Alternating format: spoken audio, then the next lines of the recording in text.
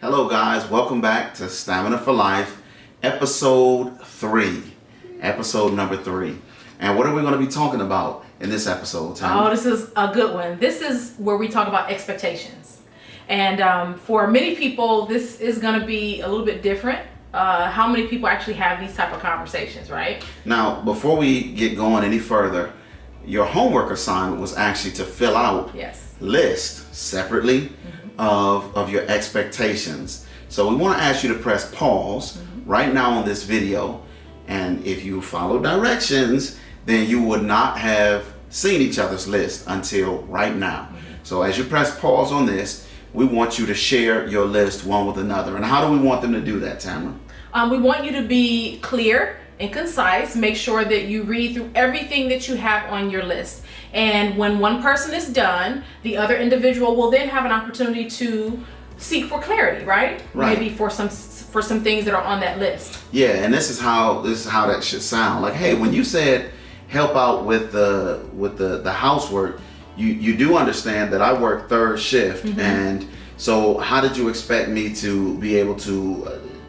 So there are things like that. If you hear something that seems unreasonable or even unrealistic, or if you just simply need clarity, because sometimes you can say, oh, I want you to help out with housework, but I'm not telling you distinctly what that means. Right. Yeah. So for hearing you want me to help, oh, I take the trash out. No, that means you got to wash some dishes right. or wash some clothes or something like that. So please, this is for your benefit. Don't just try to rush through it. Get clarity.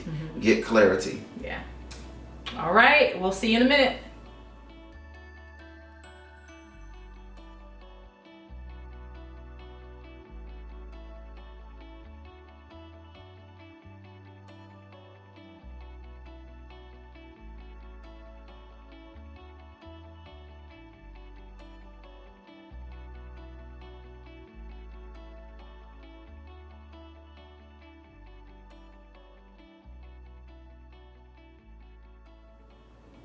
Okay, so you guys just got finished going over your expectations list, okay? Now, we're not there with you. Normally, we would be, right, when we were talking to couples. But what we want to do is we want to kind of expand and talk a little bit to you about why it's important for us to go over, or why it is that when we are starting a relationship or getting ready to get married, why it's important to start the foundation off very clear and understanding what our expectations are for one another.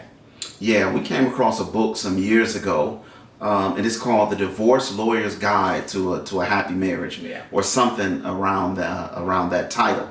And it was fascinating because it took a survey of the best divorce lawyers in North America, that's the United States and Canada. And by best, what they meant is they earn the most money. And it asked them what were the 10 things that that most of their clients had in common, the reasons why they were getting a divorce. And amongst those, we discovered a very interesting thing that we had never really conceptualized or put too much thought into, but I think it was number 3 on the list, and it was unrealistic expectations. Unrealistic expectations. And when we thought about it, it made so much sense. You know, we get married, and we believe, just like in the movies, happily ever after, the end. They're holding hands, walking down the road towards the sunset or whatever, and it all looks beautiful and everything is supposed to work out. And a lot of times our expectations are like that. They are according to something we've read or we've seen, or just what was modeled in front of us. And so we believe that things are going to be this particular way in our marriage. And when they're not, we are grossly disappointed. We're even to the point of being angry because we feel like we're being cheated or we've been cheated. I think that is also important, and we've often discussed this, is really quite unfair to hold someone accountable for something that you've never really actually vocalized that's important to you. And believe it or not, this happens a lot, not just in marriage, but on our jobs and at school and when we're interacting with the public in general. And so we often hold people accountable for things that we have not actually told them. And that's precisely why we asked them to do the exercise where you would write down your expectations. And this is it's an exercise that we actually went through before we got married in our pre-marriage counseling, But we thought that it's a wonderful idea for couples to expose what their expectations are to one another, instead of bringing those expectations in the marriage without having communicated them one to another, and then being disappointed when an individual doesn't live up to whatever expectations you've brought into the relationship or into the marriage, but you haven't actually shared with them. True. And then you run into the fact that one of the biggest embodiments of a lie would be the concept that if you love me, you would know. You know, and maybe I know we've heard that before, where that's thrown around. Heard it, we've experienced it, we've lived it, we've lived it. You know, if you love me, you should know already what makes me happy. You should know already what I want. And that's just one of the biggest lies, you know, as if we're excused from communicating and telling someone what it is that we need, right? And we know that we're not the best judge of ourselves, whether it's body language, whether it's tone, whether it's whatever, you know. It is most important that we actually communicate. We actually verbally say what it is that we want and what we need. Right. And then once that has been communicated, then you know, expectations are more reasonable, and can be realistic. But if one hasn't communicated, then you know it's unrealistic, and it's flat out mean and foolish to have expectations. And one of the things that you'll discover in doing the expectations list is you will begin, if you listen, right? It's an exercise on listening to the other individual, is you'll hear somewhat of what their love languages are, right? Which I think is very important in doing this, because sometimes what we expect from another individual is actually what we want for ourselves. And so that can really cause a lot of tension when we're not communicating and we're not talking about those things. So what we want to do now is we want to give you some examples, because you may be stuck, right? Maybe there were some people who went through the expectations list and they really were like, well, what is it? What should I be talking about? What should be some of my expectations? So hopefully this can kind of help you out, okay?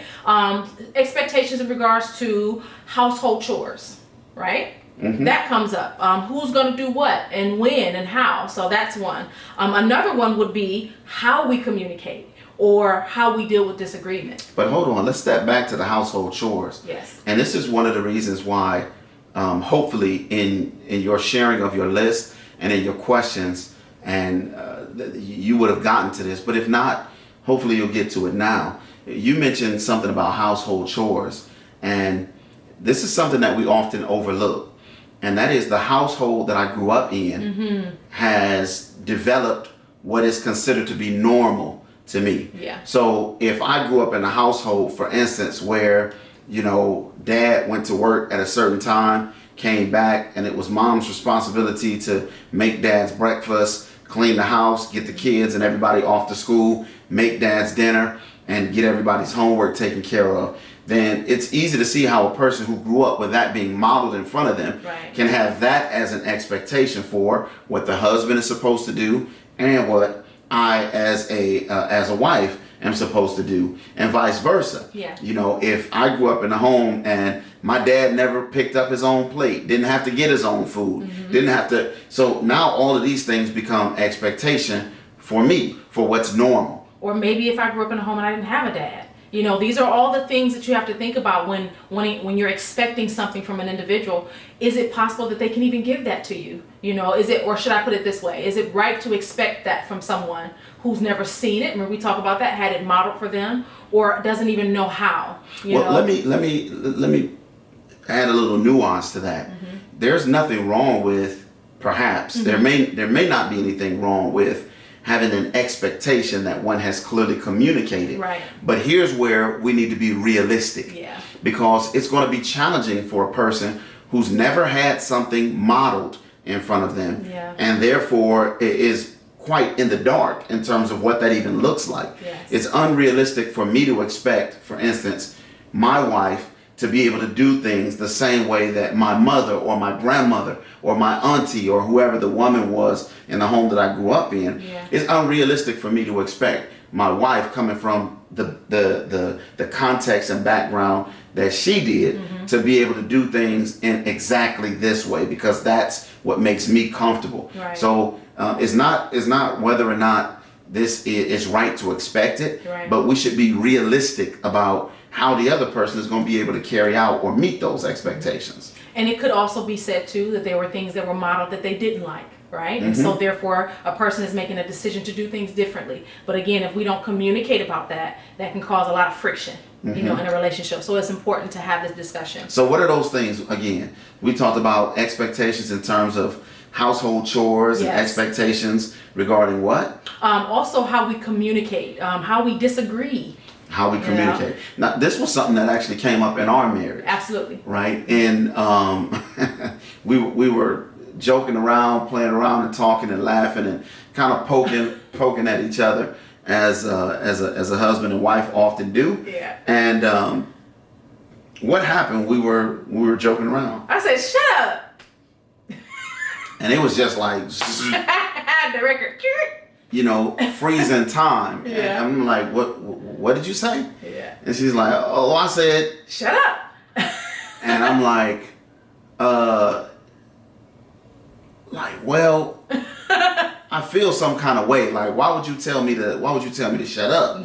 And we began to have this talk, and she's looking at me like, what are you tripping about? What is your problem? And I had to share with her that, listen, in my home, we were specifically instructed that, what we do is if someone is saying something, you can say be quiet or whatnot. But we were taught that shut up, to say that, it was a diss. It was disrespectful. It was just speaking to somebody like what you're saying doesn't even deserve to be heard or whatnot. And so the context I was raised in, that wasn't something that we said to one another. But what about you?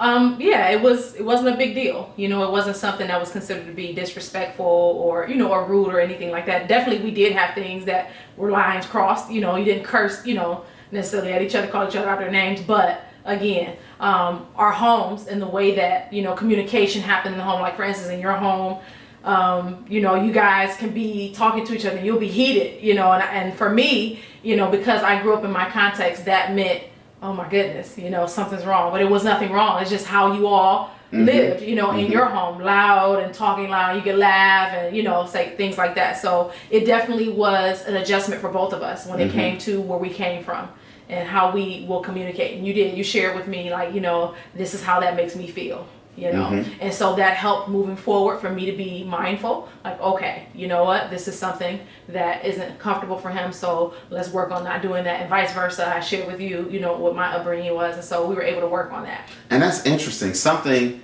so seemingly small, but depending on the context that we were raised in, the homes, the families that we were raised in, some things that are apparently small can be loaded. It's like they're packed, filled with dynamite. Yes. And so whether you have memories and you have experiences that and are you have attached things to that, that are attached to that. Right. So whether it's a simple word, a saying, or even our behaviors or our actions, something that we do, you can be raised in an environment where we talked about chores, where if you don't pick up after yourself, it is seen to be disrespectful, or it's interpreted to mean this, that, or the other. And so this expectations list that you've done, we hope that now, if you hadn't already, that you're beginning to see how there's a lot more to this. What are some of the other expectations?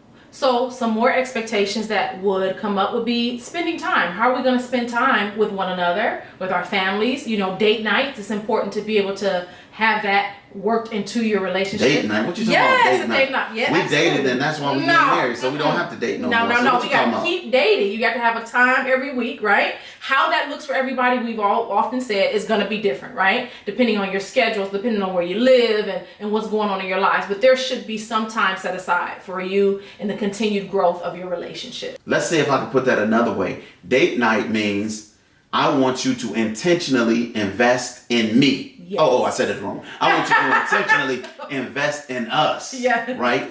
Date night is set aside time as we go throughout the week. Yeah. Set aside time for us. And no one or anything can impede on that. Right. And that's crazy. It's crazy that we would have to say this, but think about how much attention we pay to one another when we're courting, when we're dating, when we're getting to know each other, when we want to express our love. I mean, we're calling each other and we're giving gifts writing and we're doing all of these and, things. Well, letter writing is probably a thing in the past. But it's a good thing. But the expectation is that pursuit and that interest is still going to be there after marriage, and it's going to intensify. Yes. But with many a couple, it's not. Yeah. And the only reason it's not is because there is not a plan for it to continue.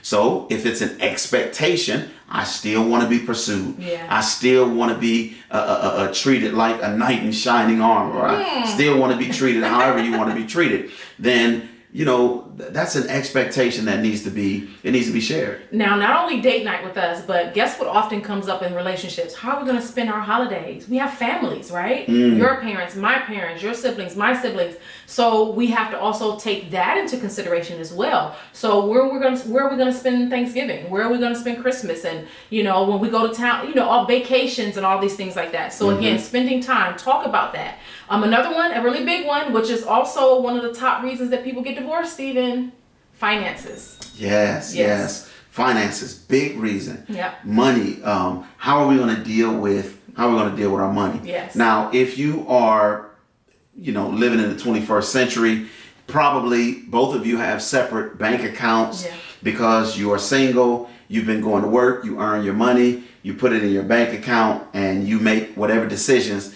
that you make for you and what's good for you. You want some clothes, you want to go out and eat or whatever. Yeah. But when you get married, this is a potentially different approach to handling finances. Why do I say potentially? Because everyone doesn't choose to handle their finances in the same way. But here's historically one of the benefits of getting married is that now, instead of one person trying to save or trying to reach whatever point financially, now we have two people who are working together, and thus we're able to reach that point much faster. Go ahead. We're going to actually have another section, another video that is actually going to be talking about finances alone. Okay. So make sure that you guys stay tuned for that. And this is mind blowing because just last night we had a conversation with our two youngest children. Yes. They had decided that they were going to pool their money together, and they had close to $100, and they were going to take over the world, with $100. And it was interesting because what played itself out was what we've seen play out in not only our marriage, but in other people's marriages as well. My son, Gabriel, decided, I want to buy a bass guitar. So he goes, now, granted, he plays guitar. His younger sister doesn't.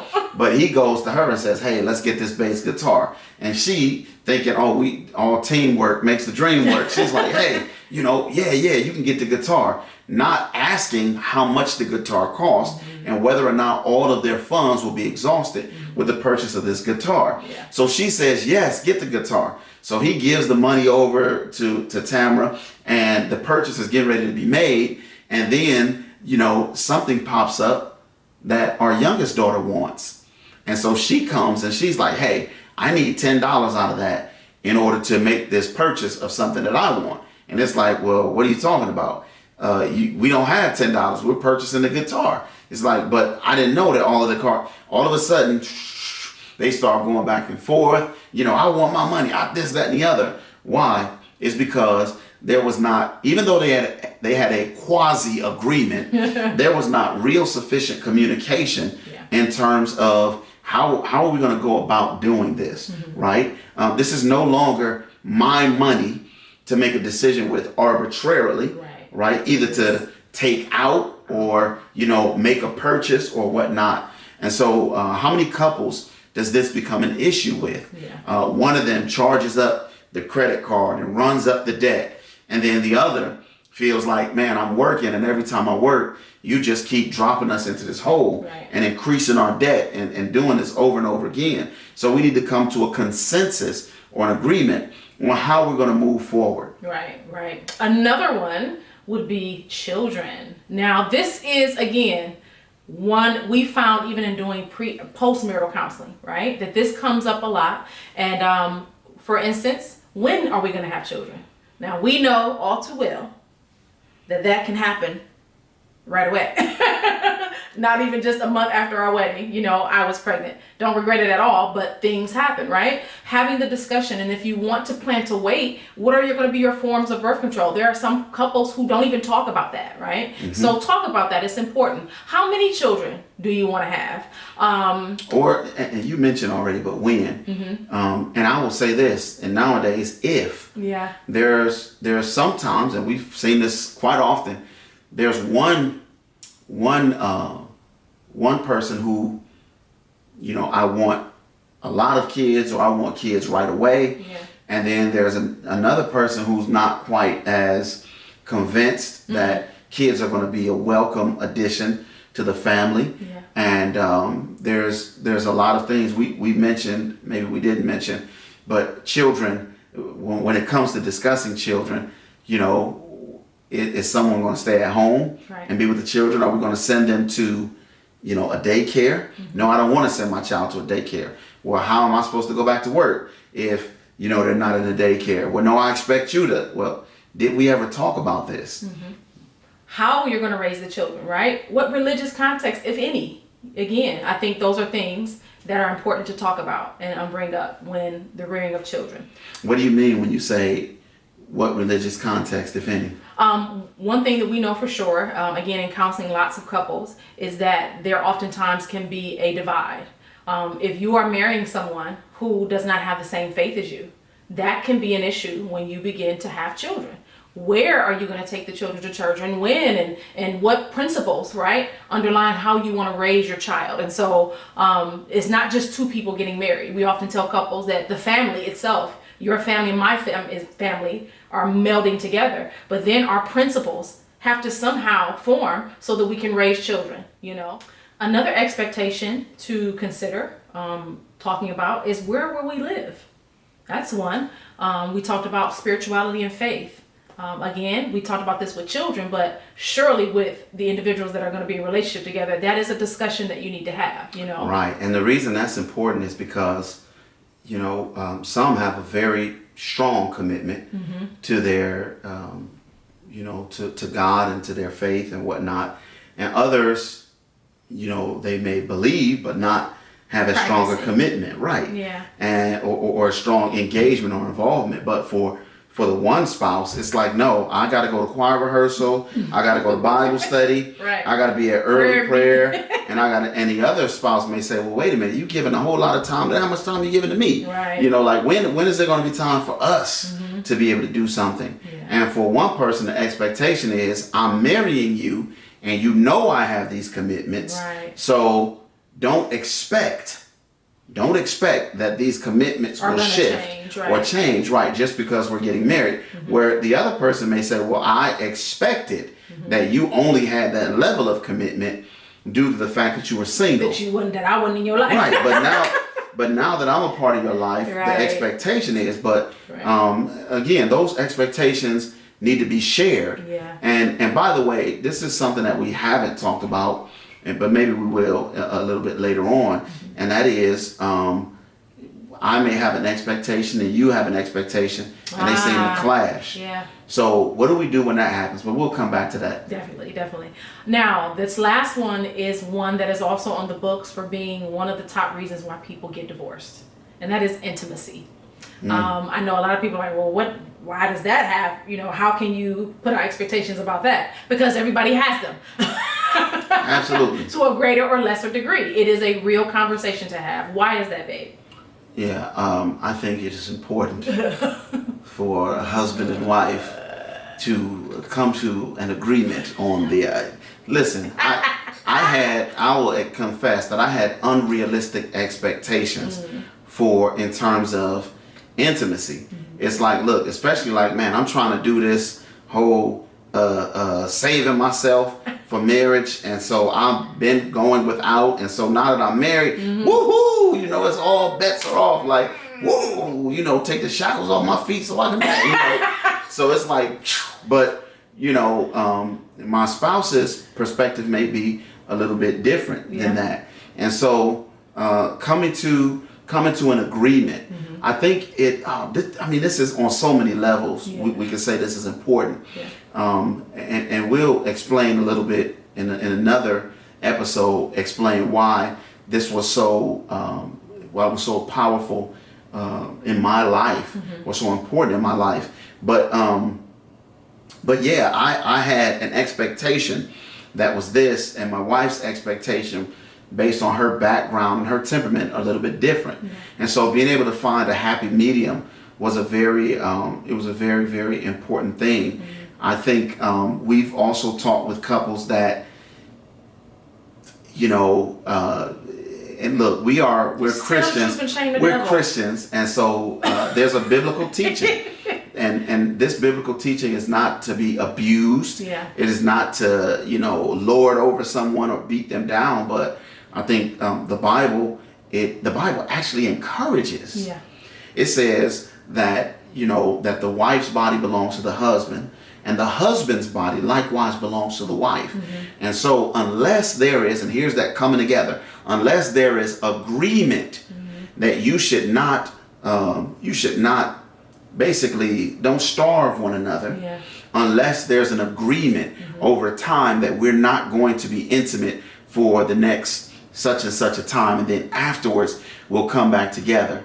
And the reason why is obviously there's, well, I might say obviously, but there's emotional, psychological, and physical, you know, all things that and can, spiritual implications to neglecting that part of the relationship, the marital relationship. And this is so important that we're actually going to talk about this again in another segment. The idea of intimacy. What actually is that? What does it look like? Is it just sex? You know, we're going to get into that. But this is a part of one of the things you should talk about in regards to expectations. So we wanted to bring that up. And we want to make a note that these expectations, while right now they seem very concise and clear, they will probably change over time. Wouldn't you agree? Yeah. You know, one of the things that we ask couples that we counsel with to do is the list that you guys made up. We ask them to fold them up, put them away, and keep them maybe in a photo album of your wedding or something like that,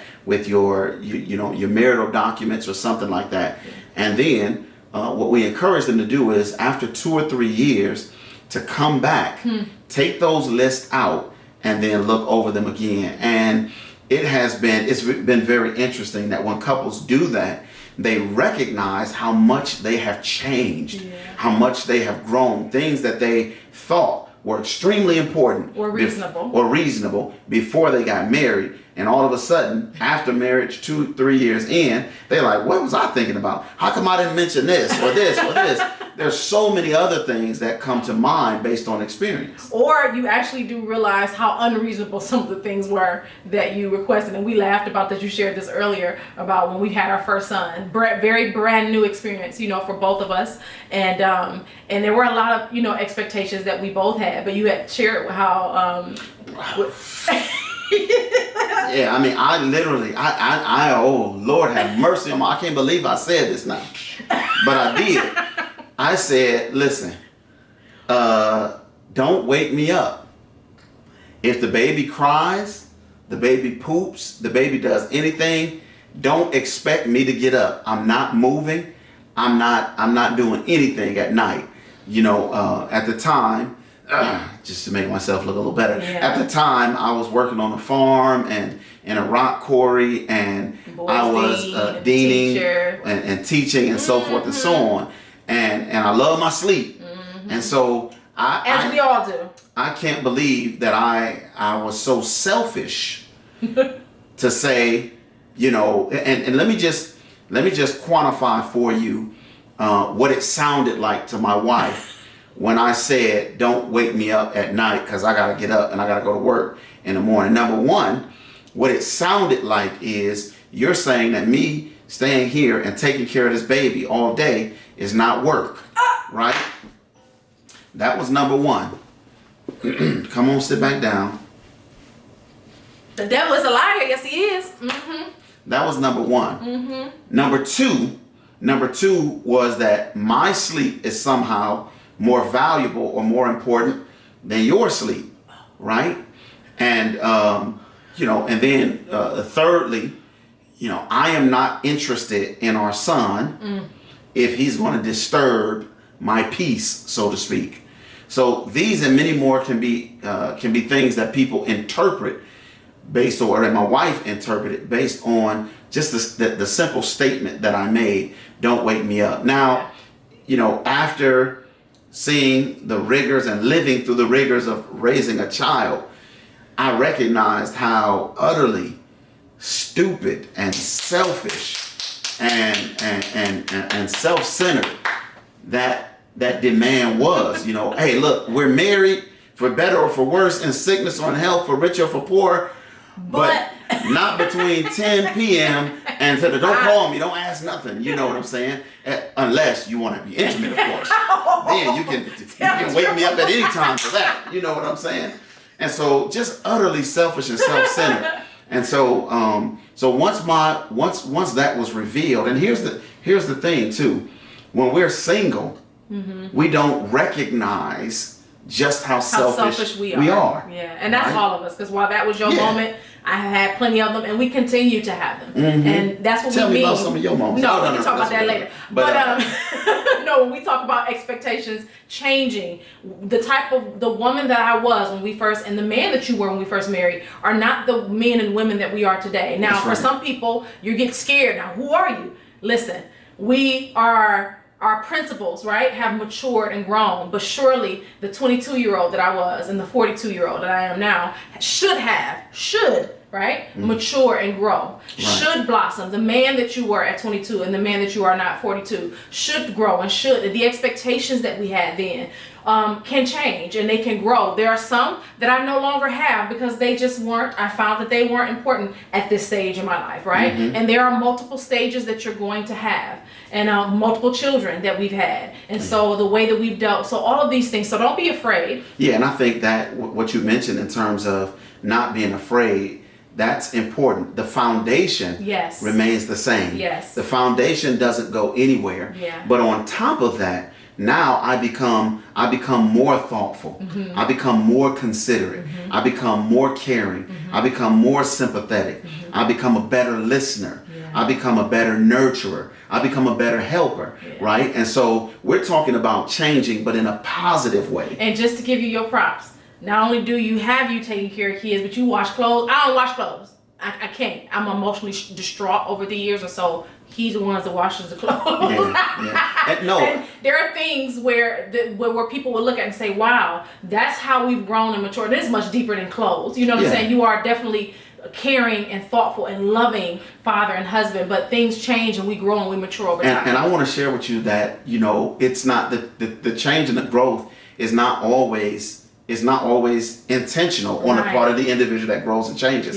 Because going from a self-centered, selfish person who could, hey, don't wake me up between 10 and whatever, unless you want to be intimate, of course, right? I went from that person to, we were living in New York, and I was a youth pastor at the time, so most of the work that I did was from 4 o'clock on. After the children got out of school and got home, we did Bible studies, visitation, and so forth and so on. Well, in the meantime, my wife was working for a Fortune 500 company, and she would go to work. Well, guess who's at home with the 2-year-old and the newborn? Little baby, it's me. Now, that was not something that I chose, and believe me, I was like, my feet were like Fred Flintstone. As soon as she was rolling up, boom, and I wanted to get on the first thing smoking up out of there. But I grew because I got firsthand experience of what it was like to be the parent that's at home caring for a toddler, caring for an infant who needs to be fed, ever so often, who needs to be changed, who needs to be entertained, and so forth and so on. And so that experience, it grew me. But it wasn't something, listen, let me make this clear. I would not have chosen that for myself. I would never have made the decision, oh, yes, you go over there and let me be a 21st century dad. No, you know what I'm saying? But life just so happened to switch. And that's what life presented us with. And, I had to step up, you had to step up. But in the process, we grew, and my perceptions and expectations changed. And I think that's one of the things that I love about this exercise and why we encourage you to take it seriously and do it. Is because this isn't a situation where we're giving you a package to tell you what it means to be the husband and wife in your home. This is an opportunity for you to sit down as a man and a woman and talk to one another as adults and talk about what is important for you in your home, because everyone's expectations are different, right? Yes. So I hope you're not looking for us to give you what your home should be like. We happen to be Christians, and we do believe that we both have a role to play, right, in our marriage and in the rearing of our children and the goals that we have in life. But as he said, sometimes life can throw you a curveball, and you got to get over it, right? You got to learn how to roll with it. And how are you going to deal with that when you're presented with, what if he loses his job, you know, or what if someone gets sick? What are the expectations, you know? So, and you know, the other thing that we hope that this accomplishes is really for each spouse to begin to take a look at why you have the expectations that you do. In a healthy couple, there should be things that you don't see eye to eye on. They're generally for a variety of reasons. There are things that I seen done in my home growing up that I said, I'm never going to do that, right? And so I have very strong, passionate opinions about that. And likewise, there are things that I saw done in my home and I said, you know, well, even sometimes unconsciously, without making an intentional decision, well, that's the way I saw it done. That's what I'm going to do. And so what's happening right here is there is a melding of what's normal and what is considered best practices for a home for you, what's normal and what are considered best practices for a home for me. And when we list our expectations, these two things are coming together. Now, the beautiful thing about it is that, you know, even though, you know, as a man, you're bringing the home you grew up in, you're bringing that into your marriage. And as a woman, you're bringing the home you grew up in into your marriage. The beautiful thing is your home should not be just like the home you grew up in. That's right. Whether man or woman. Why? Because both of you are forming a what? A new home and a new family, right? And so this is the best from yours and the best from mine. Everything in my home wasn't perfect and it wasn't done right. Everything in your home wasn't perfect, wasn't done right. Everything in your home wasn't horrible. Everything in my home wasn't horrible. So what we do is we pick those things and now we form a new family and a new home, and we're able to build on the best things that we've experienced. And it takes the wisdom of God to do that. And it's one thing to talk about the expectations. It's another thing to be able to come together and pray, you know, about these things that we've expressed to one another, because you will be challenged throughout your marriage in these very points. Now, and we mentioned this earlier. What do we do if we're at no, I think we need to do it this way. No, that's stupid. Why would you do that? If we come to that point, you know, in our expectations list or any of the various challenges that we have in life, there's an important word that you and I use often. And that word is what? Compromise. Compromise. Yes. Now, what do we mean when we talk about compromising? It means that you both come to the table willing to surrender something. And I know that this is it may be a very difficult thing for some, especially for those of us who are single, right? Because when you're single, you often think singly. You're the only one that matters, right? When you don't want to deal with anybody, you go to your room and shut the door, you go to your apartment and shut the door, you go to your cubicle, right? And you turn your phone off. But a marriage can't work like that. There always has to be room for compromise. And again, compromise, not in a negative sense. Oh, babe, I want to bring another woman into our marriage. No, that's foolishness. That's not what we're talking about, right? But and you alluded to this. You talked about being willing to surrender something. But when we're single, a lot of times, this is going back to something we mentioned earlier too. There are lies that we believe. And earlier we mentioned, you know, the lie, if you love me, then you should know. Well, there's another lie we believe. if you love me, you should allow me to have my way. Oh.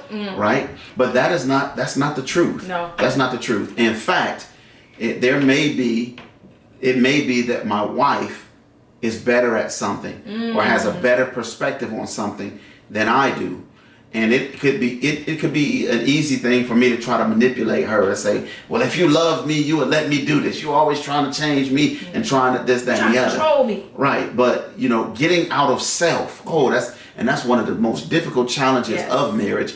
Getting out of self and being able to recognize, okay, man, she is good. She's naturally inclined towards this. It's humbling. Right. It's a difficult thing. She's better at this. You know what? She's right. We need to do things the way she has suggested that we do them. But when you're working as a team, it's never a benefit only to one person for you to be best at something. Guess what? It's always going to benefit both of us because we're a team. So I should be able to say, man, you know what? He is good at this. This is why God brought us together. Let me go ahead and surrender. Let me submit. And I know we got a problem with that word submit. We're going to talk about that another day. But let me submit, right, to this. Or you vice versa. Let me submit to that. And in the submission, all that happens is a rising. We rise to the top, Yeah, and you used a beautiful word that we love to talk about, and that's a team. Yeah. Another way to look at your list of expectations is your game plan. Yes. It's the game plan that you're going to follow as a family. These are things that we both agree upon, right? And it's the way we're going to approach our marriage. Yeah. And with that, I love what you said, baby. No one loses. No one. We both win. Yeah. If I'm good at something and we lean on that, we win. If you're better at something and we lean on that, we win. And it keeps us focused, because all too often what ends up happening in relationships is we get derailed by things that really aren't even our anchors. They're the side issues. I'm not talking about side chicks either. We'll talk about that another day. But side issues, when you have the core, when you have what is the center and what is most important, you can say, man, you know what? That's really not that important. I'm not going to argue with him about that. You know what? This is what's important to him. Am I really losing anything by giving this up, right? Or coming alongside, you know what I'm saying? So it's, again, us moving as a team and moving forward and keeping that as our anchor. We constantly move forward and we constantly win. Yeah, that word compromise is a powerful tool that I think every healthy marriage needs. But I will bring up something that we didn't really mention, and I think you talked about communication, how we're going to communicate, and this is one of the expectations that we will give you. You've formulated your own, and maybe you can even take some time after this to jot down some other ones. But we want to give you one or two things that we feel are healthy additions to every couple's list of expectations.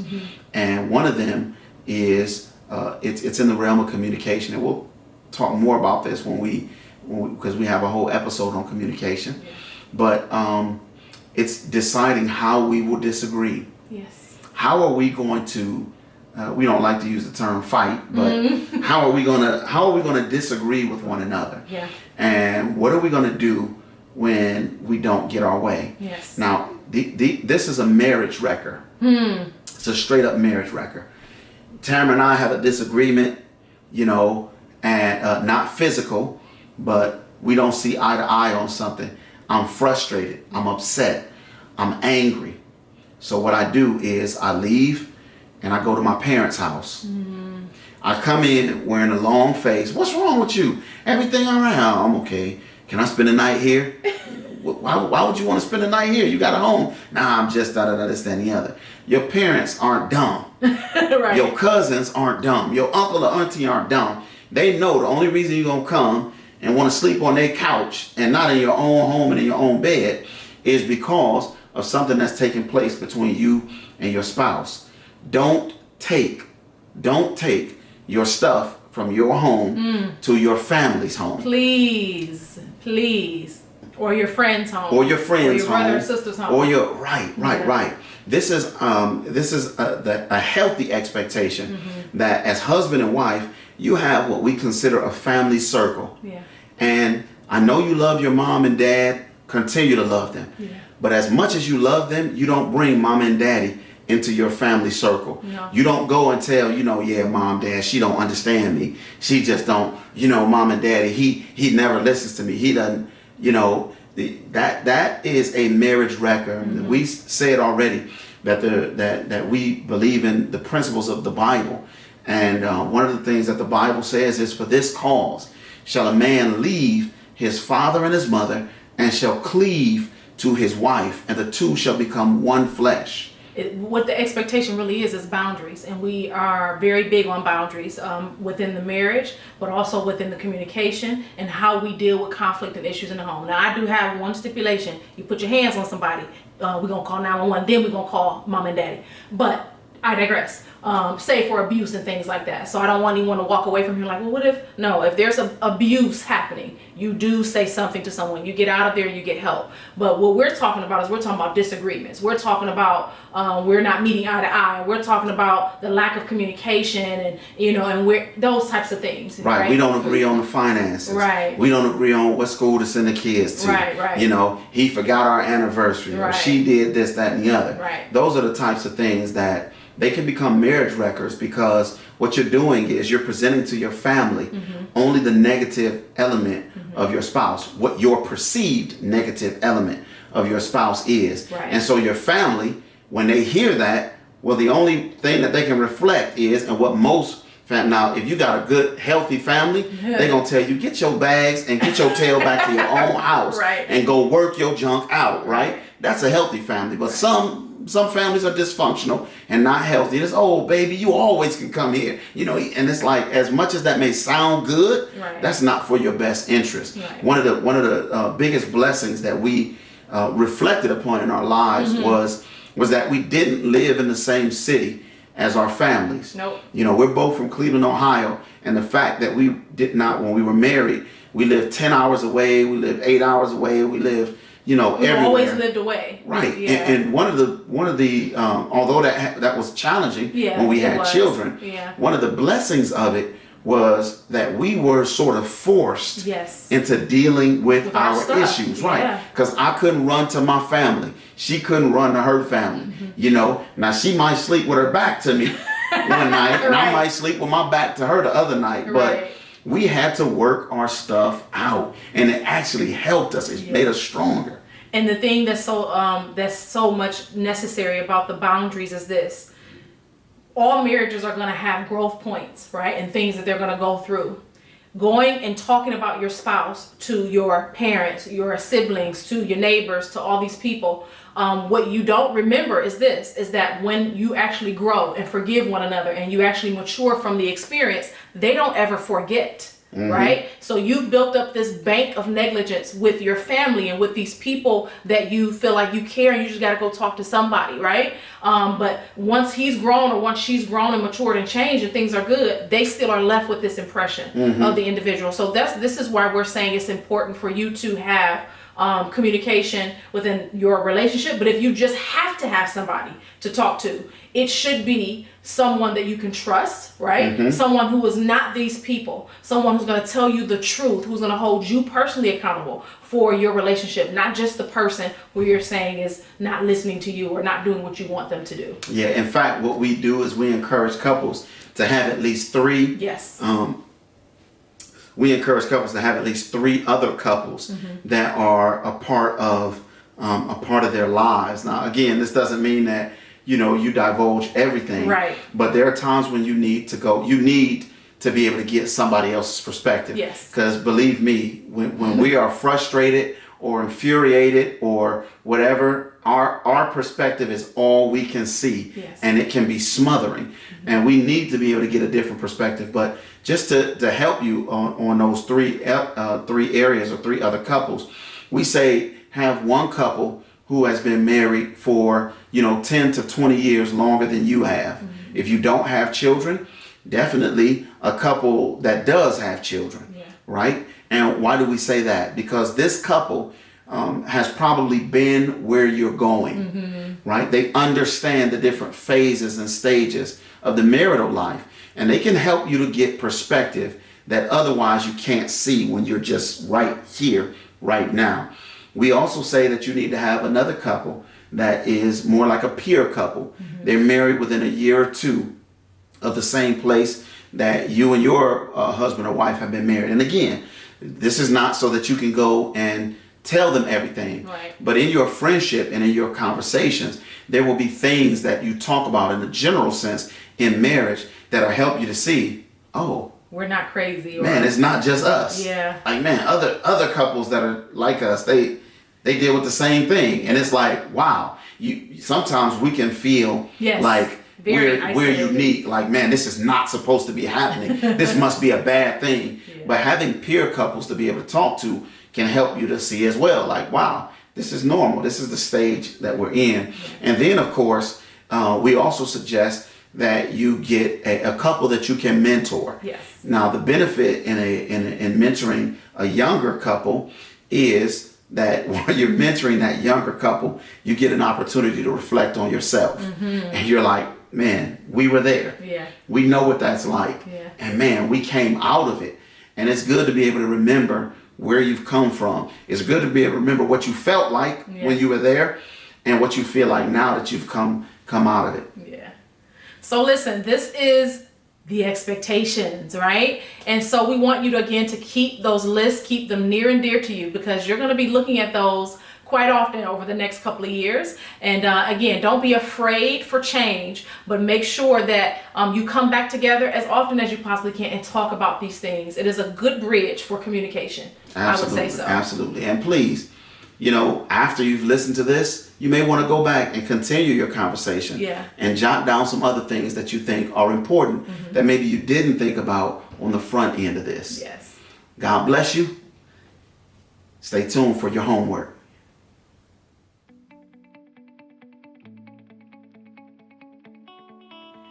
All right, guys. So you thought you were done? You got more homework. Your next homework assignment is core fears. Dun, dun, dun. This is one of our favorite exercises because it opens us up to be able to understand ourselves better, and it also helps us to be able to understand our spouse better. Yes. So we have so much fun with this, and this has been transformative. Absolutely. In both Tamara and I's lives. And one of the ways, and we'll touch on this later, but one of the ways it's transforming is that it helps us not only to understand what it is that, and not only be able to understand what it is that we're feeling, but it helps us to be able to understand what I do when I feel this way. Yes. Right? Understand what my processes are. And that is just, that's off the hook. So listen, you are going to go onto the staminaforlife.com website and you're going to download in resources the core fear test. When you download this test, just like the expectations, you are to complete it separately. Do not do it together. We don't want you to talk, okay? And I want you to choose the most recent conflict that you can think of that you've had in your life. It doesn't have to be with this person.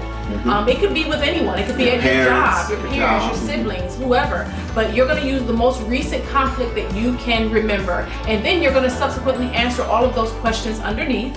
At the end, you should come up with your top 3 core fears.